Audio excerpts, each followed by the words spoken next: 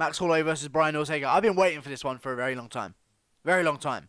Since it was last scheduled, I believe, was UFC 226, Stipe versus DC. It was the co-main event, July 7th. That sounds about right. Anyway, Holloway versus Ortega. Very, very interesting. Holloway, in my opinion, is the best 145er in the past 10 years. I know Aldo has the numbers, but if you look at it, I mean, people think Aldo's this old guy that's been and had his day, but he's only 30-something. You know what I mean? He's in his early 30s. People think that because he's been fighting for 10 years, and more than that probably, 12 years, and he was reigning the division for 10 years, that he's this really old guy. But he started when he was like 20. So, you know, you really can't say that he's past his prime because, I mean, he was in his prime when he fought Holloway the first time. Now, and you really can't take away the Aldo win because Aldo then came back and beat Jeremy Stephens. And after the McGregor loss, he beat Frankie Edgar. So he's still showing that he's part of the division and part of the top of the division. I just think Holloway's just that good. Now, Ortega, on the other hand, lethal. Lethal. All finishes, undefeated. Undefeated doesn't mean much to me because, I mean, it does mean a lot to me, but undefeated in the UFC seems to happen, and then eventually you lose anyway. You know? But this will be a great test for him. Now, hopefully he doesn't follow the path of the last undefeated title challenger, which is Darren Till, who lost and got his first loss. Actually, hopefully, well, I don't know, because I'm unbiased about this, to be honest.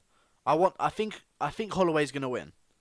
I think Holloway's gonna win TKO round 4, because I think that Ortega, for a pure jiu-jitsu guy, is too comfortable to strike. And I want you to hear me out by this.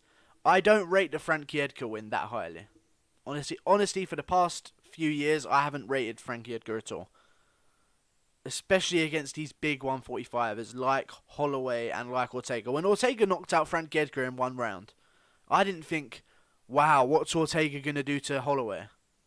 If he just did that to Frankie, what's he going to do to Holloway? In my head, I thought, wow, what would Holloway have done to Frankie Edgar? You can't stand up and strike with Ortega. You definitely can't stand up and strike and take the shots from Holloway. Holloway's the best fighter in that division. They're both big guys for the division. They're both lightweights, to be honest. They're both like the same size as Tony Ferguson, which is crazy to think because they somehow make the weight. But Holloway's a bit taller, and I think he's a bit of a bigger guy. He also has a bit less body fat than Brian Ortega does. But Brian Ortega is lethal, man. I mean, jiu-jitsu, he's the first guy, I think, where the crowd really appreciates the jiu-jitsu, like the fear of it. You know when someone lands a punch and you hear a in the crowd, ooh, ah, from the crowd. The first time I heard this was when Frankie Edgar got into a slight clinch exchange. Just a slight one, where his head ended up sort of below the arm of Ortega, and he quickly popped it back out again, got back into the clincher. Ortega didn't even pull anything or squeeze anything. His head ended up here under his arm, and he pulled it away, and Ortega was just clinching with him. And it was the first time that I've heard the crowd go, because you heard a shocked noise when Frankie Edgar entered the clinch with Ortega, because they know now. Ortega's the first guy to let the fans know, like, jiu-jitsu is very... I know there's been that, but you never really hear that reaction from a crowd before. And I think that Ortega's the perfect specialist in jiu-jitsu because he can do other stuff as well. He's not like Damian Maia with sort of rudimentary striking, and he relies on the takedown.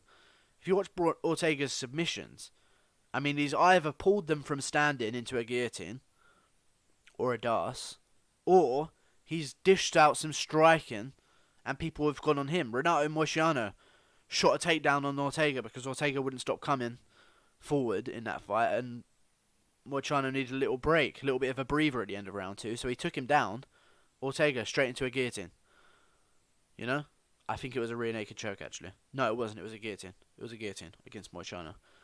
And look at Moicano now. I hope I'm pronouncing his name right. I mean, it's just a phenomenal fight. Holloway versus Ortega. Two guys in their prime.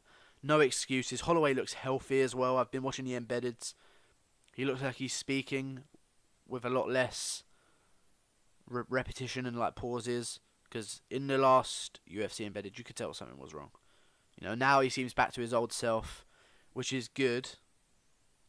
Because even though he's been trying to make weight cuts, he really hasn't been in a fight since UFC 218. So he's taken some time off of getting damaged, And although he's a young guy, he's also been in the sport for a long time. I mean, you're talking a 12 win streak in the UFC right now. I mean, Max Holloway is just sensational. But I think this is how the fight goes. We see Ortega and Max Holloway clearing out.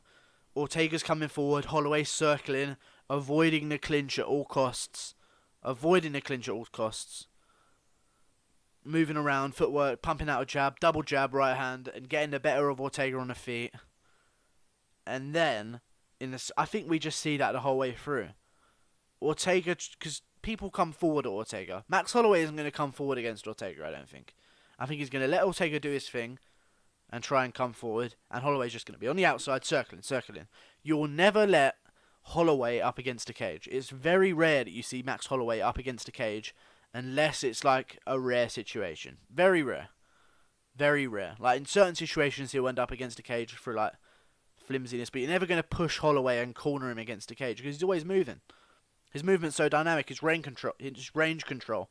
He knows exactly where he needs to be to avoid all damage.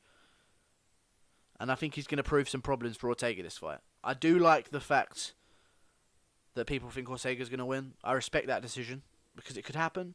I think the only way Ortega wins is if Max Holloway sort of gets a bit brawly, falls into a clinch, and Ortega locks up a guillotine, pulls guard, or locks up a DAS. Because Max Holloway does like a brawl now and again. But I think if Max Holloway plays his game, like the game that he played against Aldo, where he just basically fills you out for a bit and then he starts putting the pressure on, I think Ortega's going to fall. And I think he's going to get TKO'd in either the 3rd or the 4th round. So yeah. Great fight, guys. Really great fight. I would like both guys to win. This is one of those fights where I don't want either fighter to lose. If Max Holloway wins, great. You know what we do next? We send him up. Like, Max Holloway wins, call out McGregor for a rematch. McGregor hasn't got an opponent at the moment. There's a lot of talk about Dustin Poirier, but nothing's final yet. You're a champion moving up. Big fight for McGregor. The rematch. These many years later, 5 years or so later, Holloway, 13 win streak if he beats Ortega.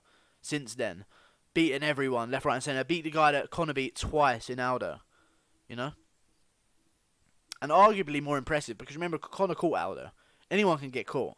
Holloway beat Aldo down twice.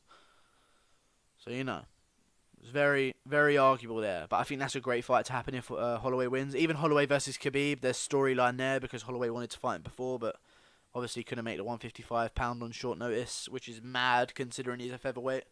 And then if Ortega wins, exactly the same thing. Call out Conor, great fight. Ortega's turned into a big name.